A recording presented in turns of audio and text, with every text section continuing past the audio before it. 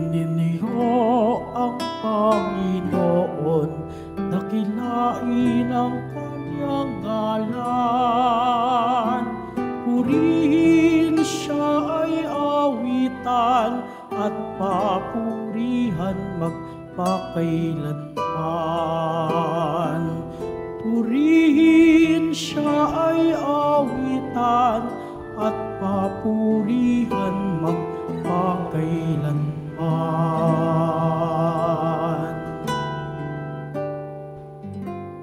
Sa ngalan ng Ama, at ng Anak, at ng Espiritu Santo. Amen. Ang pagpapala ng ating Panginoong Jesucristo, ang pag-ibig ng Diyos Ama, at ang pagkakaisa ng Espiritu Santo naway sumainyong lahat. At sumayo rin. Mga kapatid, nasa Sabado tayo ng ika-33 na linggo ng pangalawang panahon sa pangalawang taon ng ating pagdiriwang. Gunitain po natin ngayon ang mahal na Birhen Maria, si San Clemente I, Santo Papa at Martir, at si San Columbano, isang abad. Mga kapatid, isama rin natin sa misa natin ngayon ang mga intensyon para sa araw ngayon. Ang inyong mga intensyon ay narito sa loob at sa labas ng Basilica Minor at Pambansang Dambana ni Jesus Nazareno. Isama rin natin ang mga intensyon na manikiisa sa atin sa mitan ng live streaming through Facebook Live, YouTube, X, Instagram, TikTok, TV Maria, at iba pang social media dito sa ating bansa at sa iba't ibang dako ng mundo. Idagdag din natin ang ating intensyon para sa kapayapaan sa mundo. Mga minamahal kong mga kapatid, ang ating Panginoong Jesucristo ay nagturo tungkol sa pagkabuhay muli. Ngunit ito ay hindi matanggap ng mga Sadusiyo. Marami din sa atin na kahit tayo naniniwala tungkol sa pagkabuhay muli, ay hindi tayo nabubuhay ayon sa paghanda ng buhay na tumatalima sa kalooban ng Diyos upang magkaroon tayo ng pagkabuhay muli na siyang gantimpala ng ating pagtalima sa kalooban ng Diyos. At dahil sa ating kahinaan at karupukan, upang tayo maging marapat gumanap sa banal na pagdiriwang, aminin po natin ang ating mga kasalanan. Inaamin ko sa makapangyarihang Diyos at sa inyong kapatid na lubha akong nagkasala sa isip, sa salita, sa gawa at sa aking pagkukulang. Kaya isinasamo ko sa mahal na Birhen Maria, sa lahat ng mga anghel at mga banal, at sa inyong kapatid na ako ay panalangin sa Panginoong ating Diyos. Kaawaan tayo na makapangyarihang Diyos, patawarin tayo sa ating mga kasalanan, at patnubayan tayo sa buhay na walang hanggan. Amen. Panginoon, kaawaan mo kami. Panginoon, kaawaan mo kami. Kristo, kaawaan mo kami. Kristo, kaawaan mo kami. Panginoon, kaawaan mo kami. Panginoon, kaawaan mo kami. Manalangin tayo. Ama naming makapangyarihan, ipagkaloob mong lagi naming ikaligayang ikaw ay paglingkuran. Sapagkat walang maliw at walang kahulilip ang kasiyahan kapag sumasamba kami sa iyong kapangyarihang nagpapairal sa tanang sanlibutan. Sa pangitan ni Jesucristo kasama ng Espiritu Santo, magpa sa walang hanggan. Amen. Magsiupo muna po ang lahat.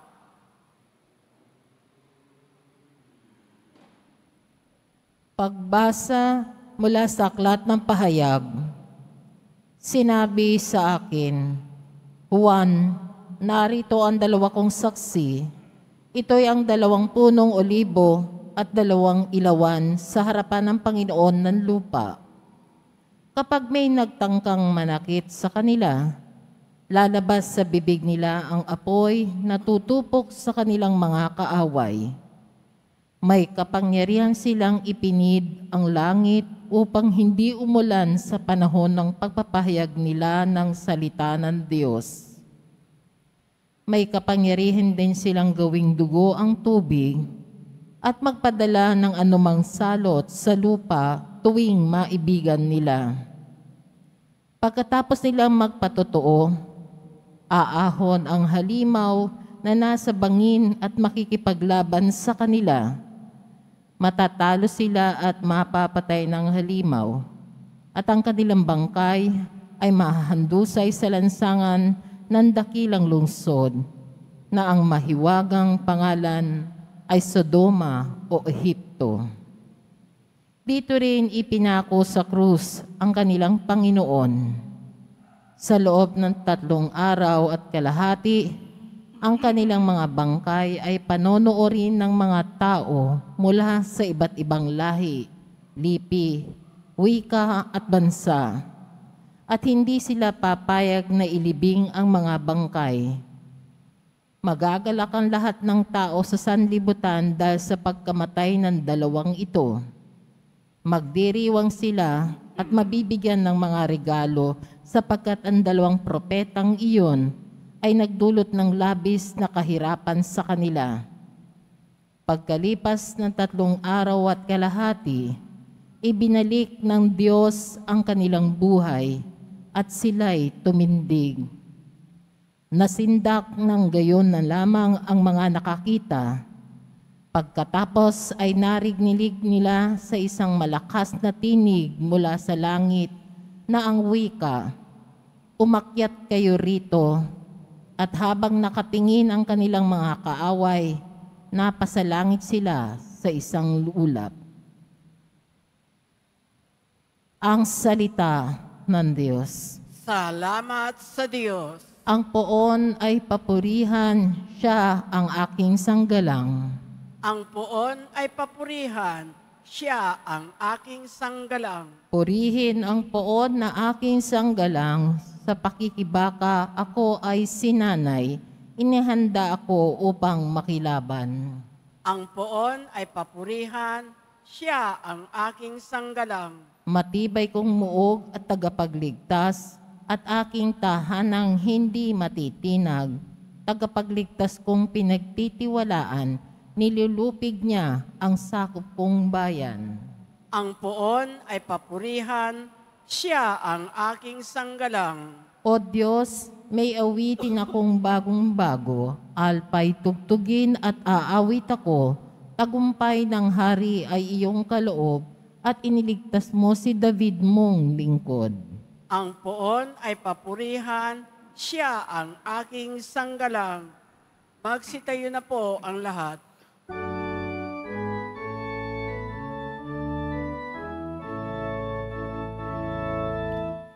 Hallelujah, hallelujah, hallelujah.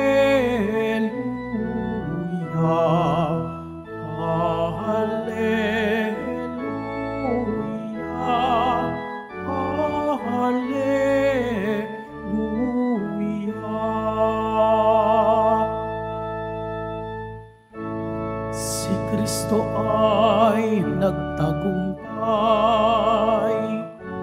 nalupig ang kamatayan, nagnindig ang pagkabuhay. Hallelujah, hallelujah, hallelujah,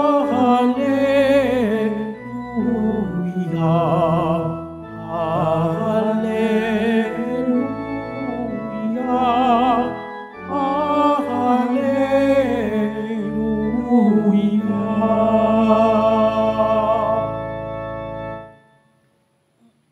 Sumainyo ang Panginoon. At sumayo rin, Ang mabuting balita ng Panginoon ayon kay San Lucas. papuri sa iyo, Panginoon. Noong panahong iyon, may ilang Sadusiyo na lumapit kay Jesus. Ang Sadusiyo ay hindi naniniwala na muling bubuhayin ang mga patay. Guro, ani nila, naglagda po si Moises ng ganitong batas para sa amin. Kung mamatay ang isang lalaki at maiwang walang anak ang kanyang asawa, ang kapatid na lalaki dapat pakasal sa balo upang magkaanak sila para sa namatay. May 7 magkakapatid na lalaki. Nag-asawa ang panganay at namatay na walang anak. Napakasal sa balo ang pangalawa at namatay. Gayun din ang nangyari sa pangatlo hanggang sa pampito. Isa-isang napangasawa ng babae at pawang namatay na walang anak. Sa kauli-hulihay, namatay naman ang babae. Sa muling pagkabuhay, sino po sa 7 ang kilalaning asawa niya, yamang napangasawa niya silang lahat? Sumagot si Jesus, sa buhay na ito, ang mga lalaki at mga babae mag-aasawa, ngunit ang mga lalaki at babaeng karapat-dapat sa muling bubuhayin para sa kabilang buhay ay hindi na mag-aasawa. Hindi na sila mamatay sapagkat matulad sila sa mga anghel. At sila'y mga anak ng Diyos, yamang muli silang binuhay. Maging si Moises ay nagpapatunay na muling binubuhay ang mga patay sapagkat sa kanyang kasaysayan hinggil sa nagliliyab na mababang punong kahoy, ang Panginoon ay tinawag niyang Diyos ni Abraham, Diyos ni Isaac, at Diyos ni Jacob. Ngunit ang Diyos ay hindi Diyos ng mga patay, kundi ng mga buhay. Sa Kanya'y buhay ang lahat. Sinabi ng ilan sa mga eskriba, magaling ang sagot niyo, Guro, at wala nang nangahas na magtanong sa Kanya ng anuman. Ang mabuting balita ng Panginoon. Pinupuri ka namin, Panginoong Hesu Kristo. Magsiupo muna po ang lahat. Isang mapagpalang araw po sa inyong lahat. Purihin po natin ang ating pong Isus Nazareno. Atin pong ginugunita ang mga santo na si San Clemente I na Santo Papa at Mater at si San Columbano na isang abad. At ang atin pong tema ay tungkol sa pagkabuhay muli.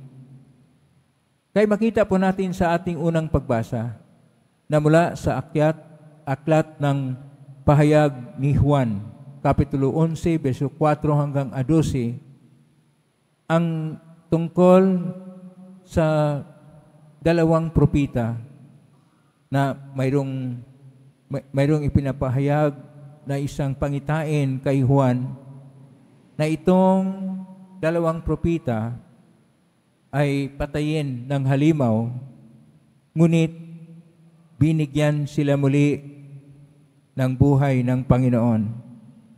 Kaya ang unang pagbasa ay tungkol sa pagkabuhay muli. Sa salitang Hebreo, ang pagkabuhay muli na umabot ng 40 na beses na nasulat sa Biblia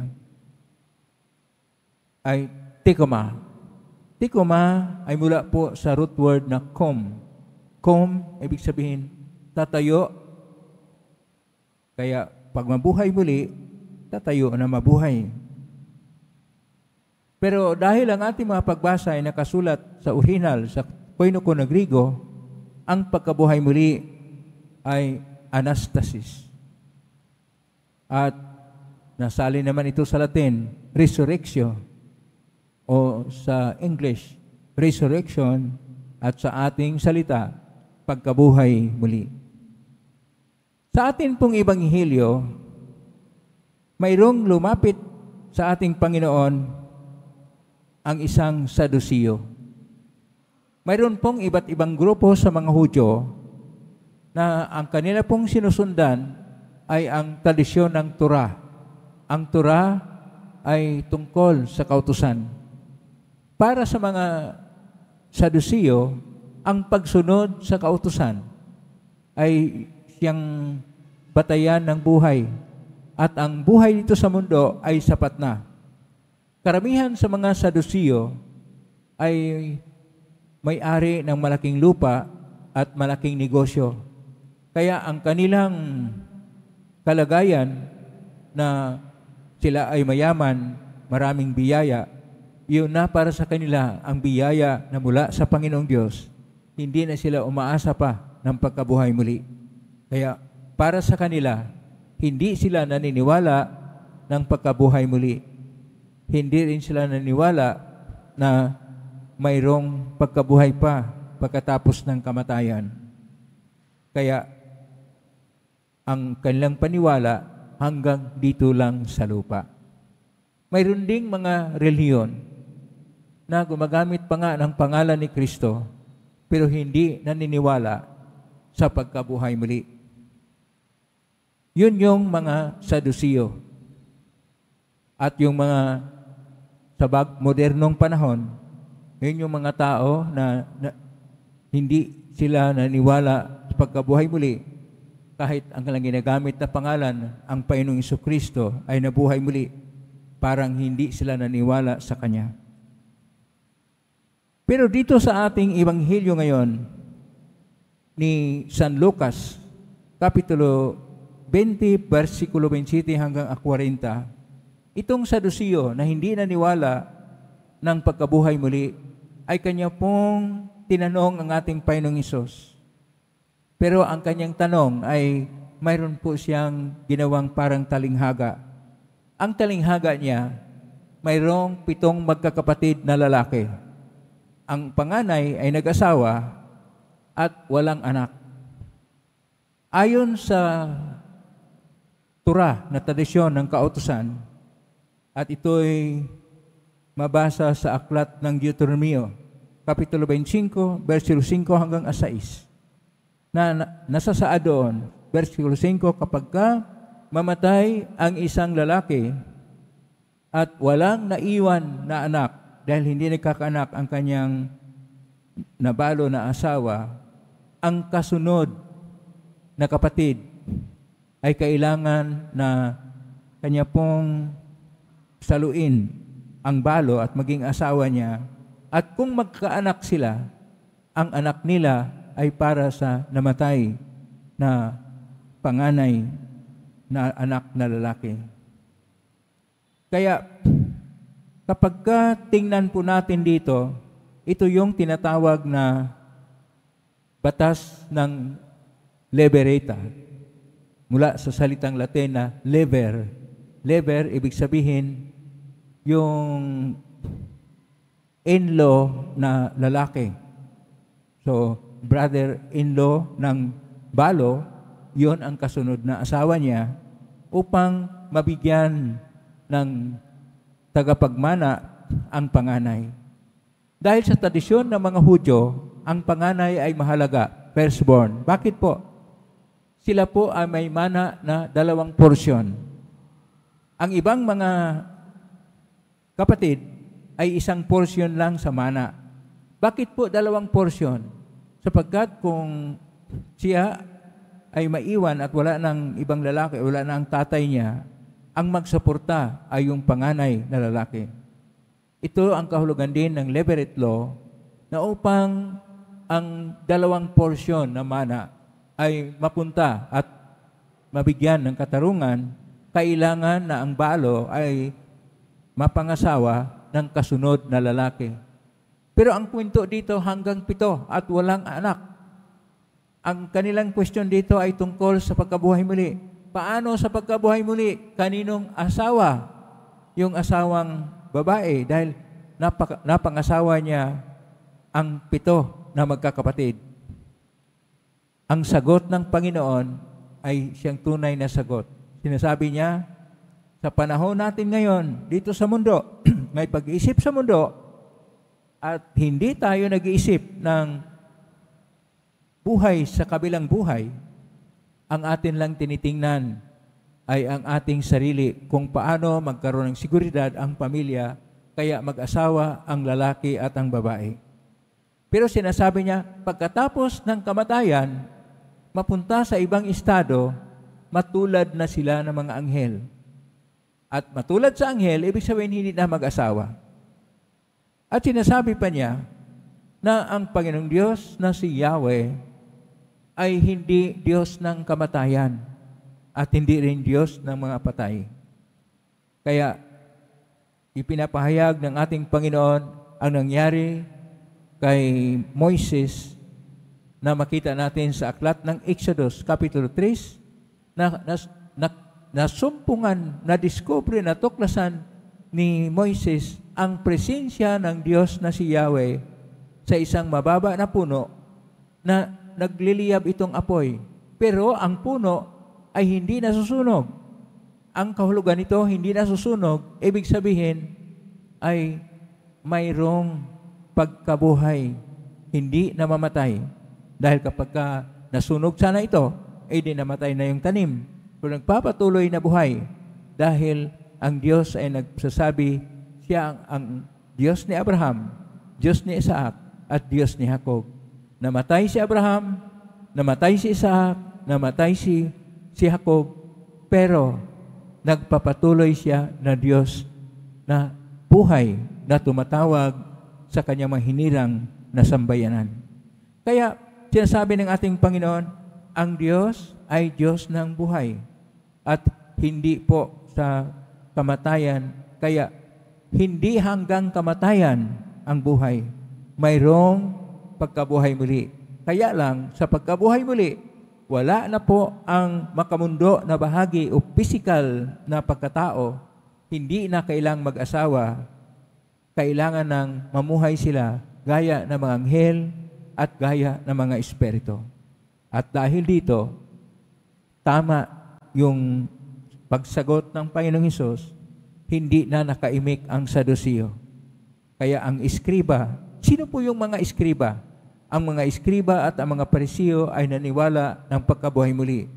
Kaya dito sa ating Ebanghelyo ni San Lucas, Kapitulo 20, versikulo 40, sinasabi ng iskriba, magaling ang sagot mo, Guro. Magaling ang sagot ng Panginoon sapagkat Kanya pong ipinapahayag na ang Diyos ay Diyos para sa mga buhay at hindi sa mga patay. Pakisabi sa katabi mo, ang Diyos ay buhay. Ang Diyos ay buhay at dapat nating bigyang papugay at papuri ang Diyos na siyang nagbigay buhay sa atin upang tayong lahat ay mabuhay. Prakpakan po natin ang Diyos ng buhay at dahil siya ang Diyos ng buhay, magkaroon tayo ng biyaya ng buhay na ganap at ikasya siya kapag tayo'y naugnay ng malaliman sa ating Panginoong Diyos sa pamagitan ng ating poong Hesus Nazareno. Hindi po natapos sa mundo ang buhay natin pagkatapos ng kamatayan. Pagkatapos ng kamatayan, mayroong pagkabuhay muli. Tikoma, anastasis, resurrection, pagkabuhay muli. Ito ang dapat nating tingnan sa buhay na ayon pa ni San Juan Pablo II, ni Papa San Juan Pablo II, tayong mga Kristiyano ay mga tao ng pagkabuhay muli at ang ating himno ay ang Alleluia. Naway lagi nating tingnan na magpupuri sa Diyos, magkaroon ng Alleluia, sapagkat tayo pala'y mamamayan ng pagkabuhay muli at hindi natatapos sa mundo ang kamatayan sapagkat iniligtas tayo ng ating poong Hesus Nazareno. Sa pag-ibig ng Diyos, tayo'y naligtas. Sa pag-ibig ng Diyos, tayo'y magkaroon ng pagkabuhay muli. Amen? Purihin natin ang Diyos.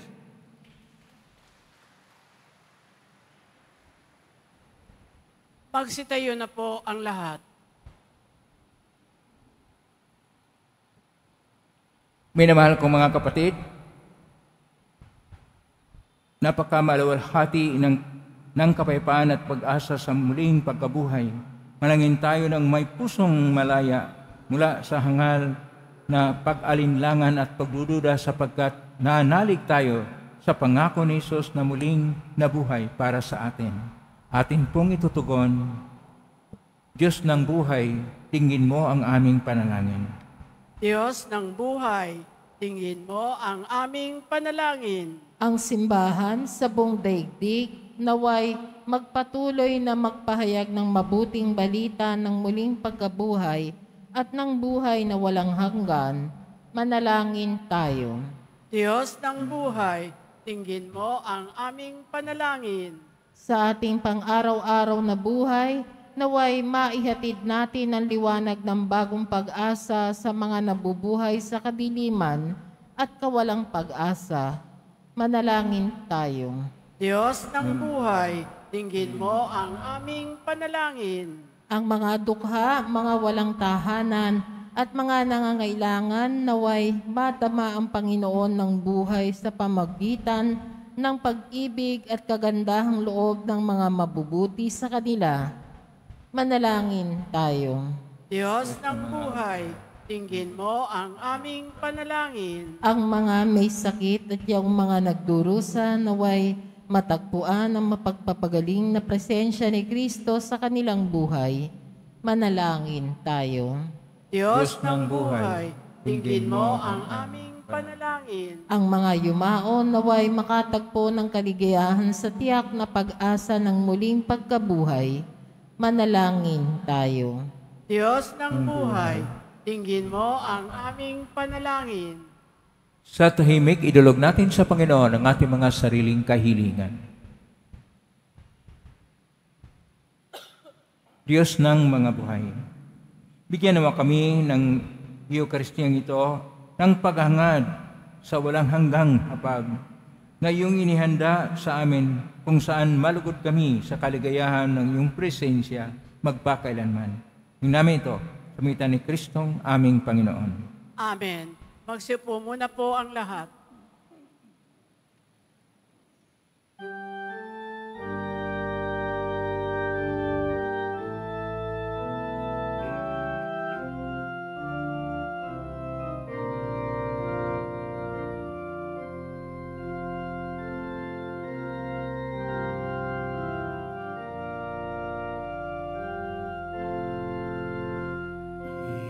Itong tinapay at alak na mula sa'yo, muling ihahain sa kabutihan mo.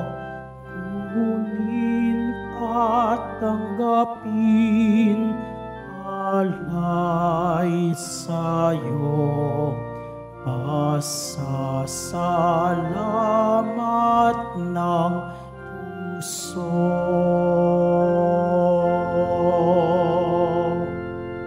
Magsitayo na po ang lahat.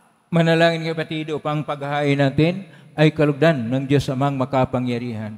Tanggapin nawa ng Panginoon itong paghahain sa iyong mga kamay sa kapurihan niya at karangalan sa ating kapakinabangan at sa buong sambayanan niyang banal. Ama naming lumikha, ipagkaloob mo ang iyong masintahing pagtingin sa aming mga alay, upang ang kanang loob mo ay aming makamtan, at ang bunga ng walang hanggang pag-iral ay aming mapakinabangan. Sa pangitan ni Jesucristo kasama ng Espiritu Santo, magpa sa walang hanggan. Amen. Sumainyo ang Panginoon. At sumayo rin. Itaas sa Diyos sa inyong puso at diwa. Itinaas na namin sa Panginoon. Pasalamatan natin ang Panginoong ating Diyos. Marapat na siya ay pasalamatan. Ama ng kapanintunay marapat ni kay aming pasalamatan. Sa iyong paglingap at ng loob ang tayo ni kamot pinangasiwa sa San Sinukob.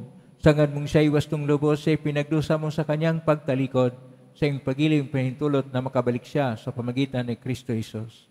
Kay kaysa namang helsi si awit ng papuri siyang pay sa kalangitan, kami nagbubunyi sa kadakilaan. Santo, Santo, Santo, Panginoong Diyos ng mga hukbo, na pupuno ang langit at lupa ng kadakilaan mo, husana sa kaitaasan, pinagpala ang naparirito sa ngalan ng Panginoon, husana sa kaitaasan, magsiluhod po ang lahat. Ama naming banal, ikaw ang bukal ng tanang kabanalan, kaismitan ng Espiritu ng banal, makalob na ito pang para sa aming maging katawan at dugo ng aming Panginoong Jesucristo. Bago niya pinagtiis ang kusang loob na maging handog, hinawakan niya ang tinapay, pinasalamatan kanya, pinaghati-hati niya yon, iniabot sa kanyang malagad at sinabi, tanggapin ninyong lahat ito at kanin. Ito ang aking katawan na ihahandog para sa inyo.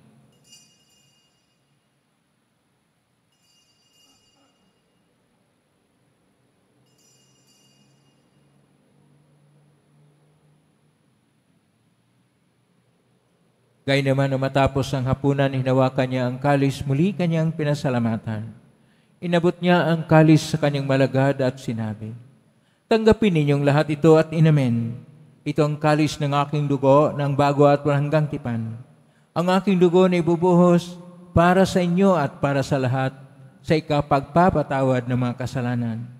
Gawin niyo ito sa pag-alala sa akin.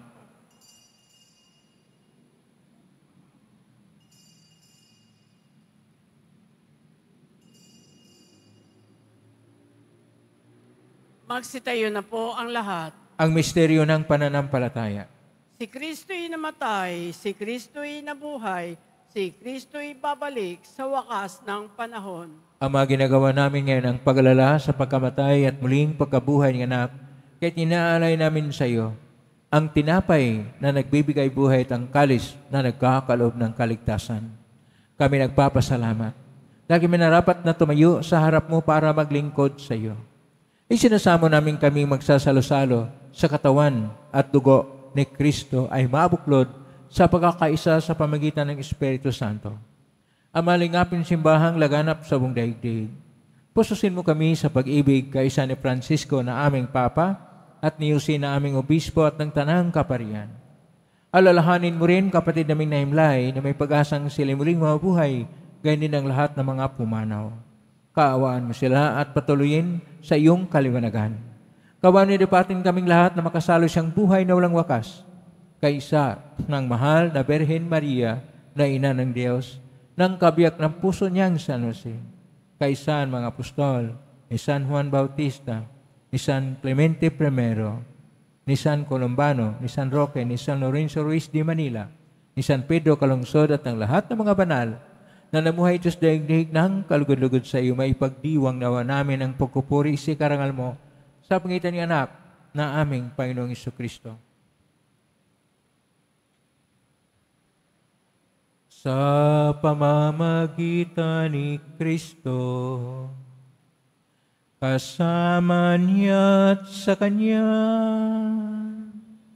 ang lahat ng parangal at papuri ay sa iyo, Diyos amang makapangyarihan, kasama ng Espiritu Santo, magpasawalang hanggan. Amen. Amen. Amen. Amen.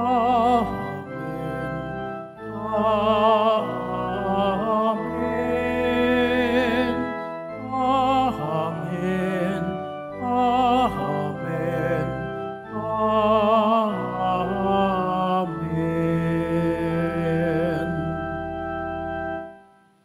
Sa tagubilin, magaling na utos sa turo ni Jesus na Panginoon natin at Diyos, ipahayag natin ng lakas loob. Ama namin, sumasa langit ka, sambahin ang ngalan mo. Mapasa amin ang kaharian mo. Sundin ang loob mo dito sa lupa para nang sa langit. Bigyan mo kami ng aming kakanin sa araw-araw at patawarin mo kami sa aming mga sala. Para nang pagpapatawad namin sa nagkakasala sa amin. At huwag mo kaming ipahintol sa tukso. At iadya mo kami sa lahat ng masama.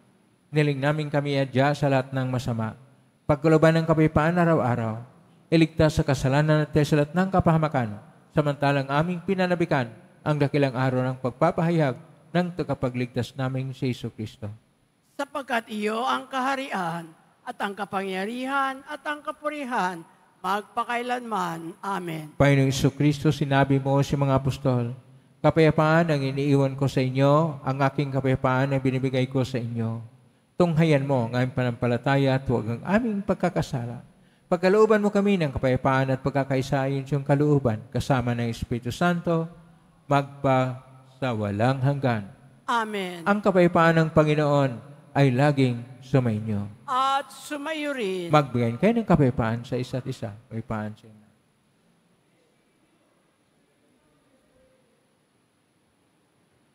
Kordero ng Diyos na nag-aalis ng mga kasalanan ng sanlibutan, maawa ka sa amin. Kordero ng Diyos na nag-aalis ng mga kasalanan ng sanlibutan, maawa ka sa amin. Kordero ng Diyos na nag-aalis ng mga kasalanan ng sanlibutan, ipagkaloob mo sa amin ang kapayapaan. Magsiluhod po ang lahat. Ito ang kordero ng Diyos. Ito ang nag-aalis ng mga kasalanan ng sanlibutan. Mapalad ang mga inaanyayahan sa piging ng kordero. Panginoon, hindi ako karapat-dapat na magpatuloy sa iyo, ngunit sa isang salita mo lamang ay gagaling na ako. Katawan ni Kristo. Amen.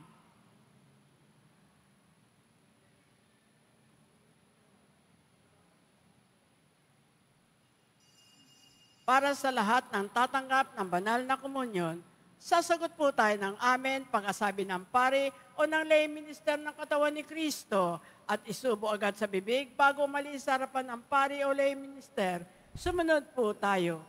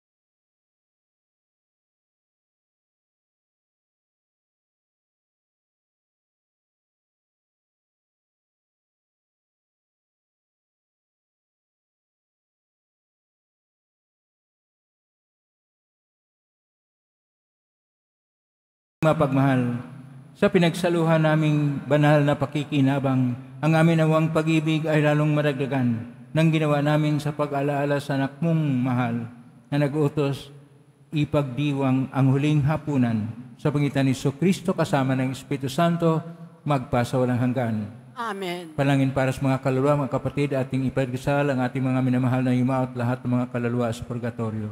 Panginoon Diyos, Ama namin, Ikaw po ang dahilan ng aming pagsilang siya galing aming hiram na buhay.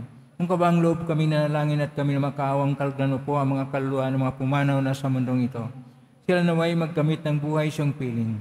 Alisin mo ang namang mga karamihan ng kasalanan upang sila'y maging marapat sa iyong walang hanggang kalinisan. Iyaw mo sila mula sa purgatorio at bigyan ng puwang sa iyong kaharian sa langit. Kapayapaan kailanman ay gawa ng may kapal sa iyong maong nagsipanaw.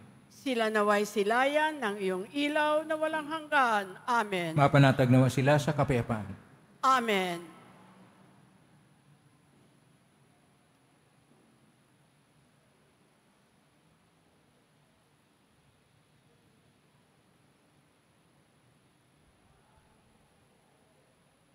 Maraming salamat po sa inyong pagdalaw sa tahanan ng ating pong Isus Nazareno. Kami narito, kami naugnay sa iba't ibang social media platform na kuskusting sa iba't ibang paraan na inyong panalangin ay dinggin ng poong Isus Nazareno. Salamat po sa lahat na nagbigay ng tulong at donasyon sa Quiapo Church so makatulong tayo sa mga kapwa natin mga hirap at nangangailangan. Salamat po sa inyong tulong.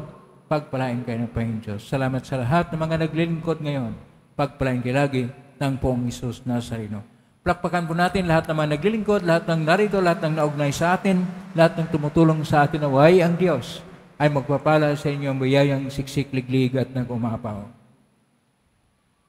Ang pagkabuhay muli ay siyang nagbigay sa isay at kabuluhan ng lahat ng ating ginagawa at pagsasaksi sa buhay pananalig sa ating Panginoon. Sapagkat nabuhay muli ang Panginoon, tayo na tumatalima sa Kanya ay magkaroon din ng pagkabuhay muli. Ngayon na ang pagbasbas, mangyari po namin itaas bagya, mga ibagay na basbasan. Sumainyo ang Panginoon. At sumayo rin. Mahal na pong Isus Nazareno, inihagos niya ng cross ang walang maloy na pag-ibig ng Diyos ng katauhan. Pakinggan mong kilingan ng kanan nagsusumamo sa makamta naman nila ang iyong katugunan at tanggapin ang kasagutan mitang na loob na tinatanaw. Basbasan din po ninyo ang mga dalaming imahin, dasar at mga bagay-bagay. Basbasan ang may mga karamdaman. Sa pangitan ng benisyon ito, maalala ang pangakon sa binyag na ikaw ay naibigin at paglalingkuran bilang Panginoon magpasa walang hanggan. Amen. Pagpalain kayo makapangyarihang Diyos, Ama at Anak at Espiritu Santo. Amen. May king taglayang kapaan, pag-ibig at pag-asa ng Pong Isus Nazareno. Salamat sa Diyos. Purihin natin ang ating pong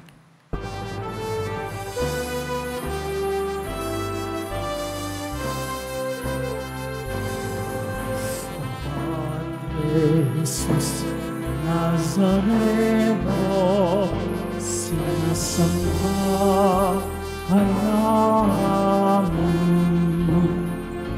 Pinipulot ka namin, aral mong aming buhay at kaligtasan. Nuestro Padre Jesus Nazareno, iligtas mo kami sa kasalanan. Ang krus mong pinagdaanan, sagisag ng aming kaligtasan. Nuestro Padre Jesus Nazareno, dinarangal ka namin. Nuestro Padre Jesus Nazareno, niniwalhati ka namin. Nuestro Padre Jesus Nazareno, dinarangal ka namin. Nuestro Padre Jesus Nazareno,